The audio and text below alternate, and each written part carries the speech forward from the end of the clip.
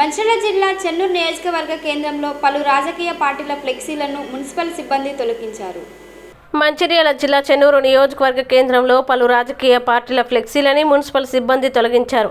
రాష్ట్ర ఎన్నికల సంఘం పట్టభద్రుల, టీచర్ల ఎమ్మెల్సీ ఎన్నికల షెడ్యూల్ని ప్రకటించిన నేపథ్యంలో మోడల్ ప్రవర్తన నియమావళి ఎంసీసీని అధికారులు అమలు చేశారు. స్వేచ్ఛాయుత వాతావరణంలో నిష్పక్షపాతంగా ఎన్నికలు నిర్వహించేందుకు మోడల్ ప్రవర్తన నియమావళి ఎన్నికల ప్రక్రియ ముగిసే వరకు ఉంటుందని అధికారులు పేర్కొన్నారు.